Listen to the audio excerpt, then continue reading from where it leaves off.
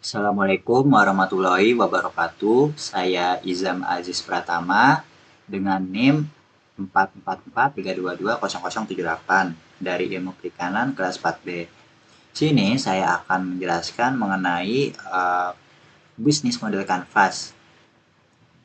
Nah, langsung saja. Sebelum itu saya akan menjelaskan apa itu BMC.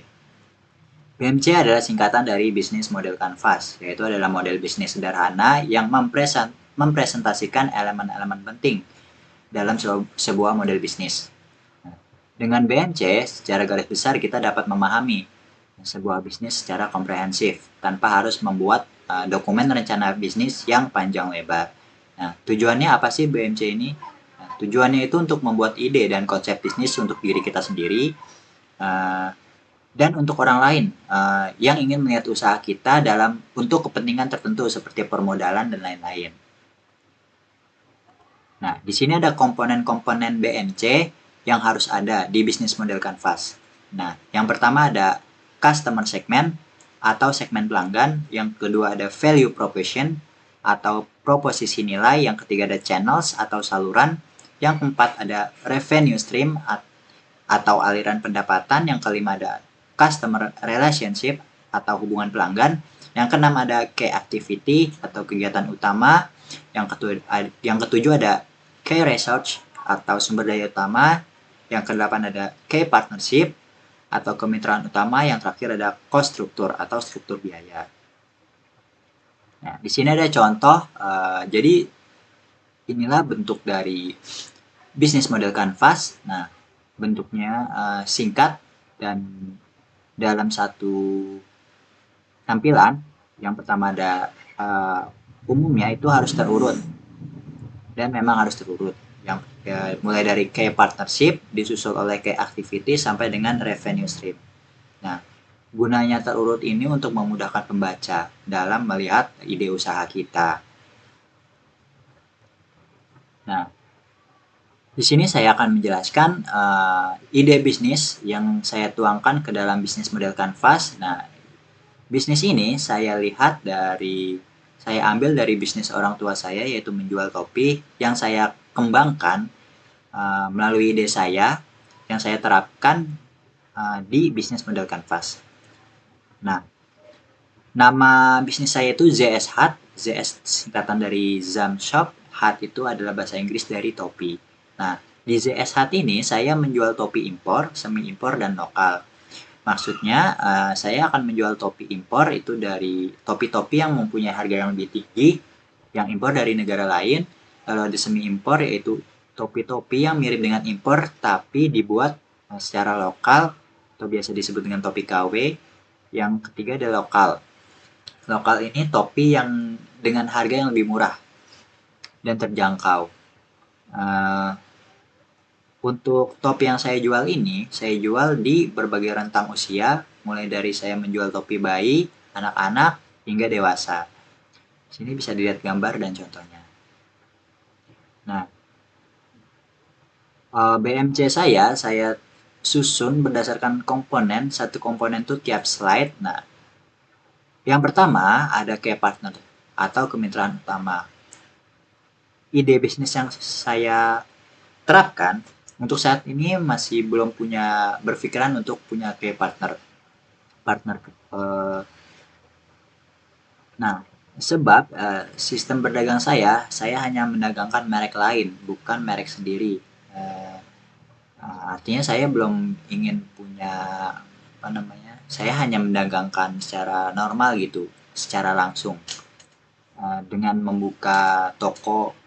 Nah, lalu yang kedua ada key activity, yaitu kegiatan utama saya dalam saya berusaha.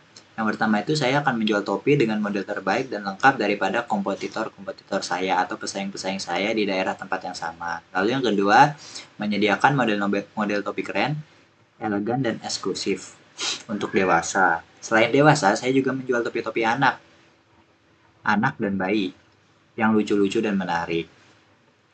Lalu ada key resource atau sumber daya utama.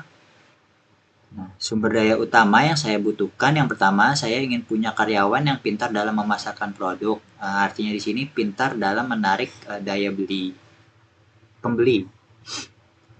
Artinya pintar berbicara lah untuk menarik konsumen atau pembeli. Lalu yang kedua, memiliki anggota yang paham jualan online. Nah, dari sisi pemasaran, karena kenapa? Dari saya sendiri, saya memang belum begitu uh, pintar dalam berjualan online. Karena zaman ini kan zaman-zamannya serba mudah ya. Artinya saya butuh anggota atau partner yang bisa ibaratnya lebih pintar dari saya gitu berjualan online. Eh, Lalu yang ketiga, memiliki logo brand tersendiri. Saya ingin membuat logo brand saya sendiri, walaupun saya belanja barang-barang dari uh, grosir-grosir lain, namun saya ingin membuat logo brand tersendiri yang saya tempatkan di produk-produk saya sehingga produk saya itu dapat dikenal. Lalu yang keempat, rak-rak dan gantungan untuk menyusun topi. Lalu yang kelima, ada tempat strategis untuk berjualan.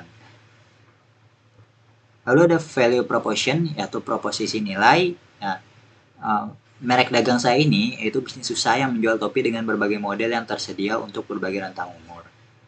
Lalu ada customer relationship atau hubungan pelanggan. Nah, hubungan pelanggan ini artinya saya menambah pelanggan, menjangkau pelanggan lebih luas. Yang pertama, setiap Idul Fitri atau malam tahun baru, saya memberikan harga obral kepada pembeli.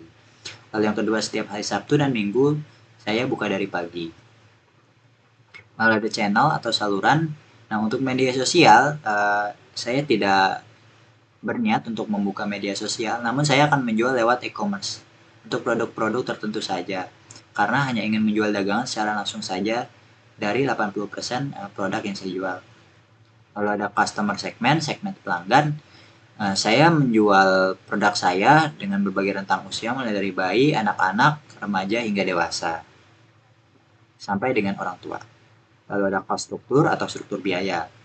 Ada 3 biaya yang saya akan keluarkan nanti. Yang pertama itu ada biaya modal barang.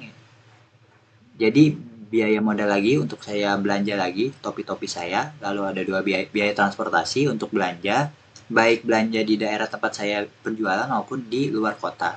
Lalu yang ketiga ada biaya tetap, kayak biaya sewa lahan nantinya, biaya listrik dan lain-lain.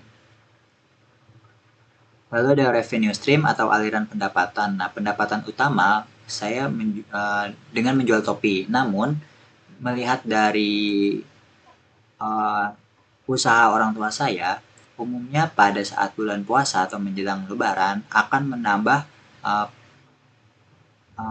dagangan seperti menjual pakaian kemeja anak-anak, ataupun saya akan menjual kaos-kaos pria atau lain-lain. Karena pada saat bulan puasa ini daya beli masyarakat itu bertambah menjelang lebaran. Apalagi saya menjual pakaian-pakaian dan topi.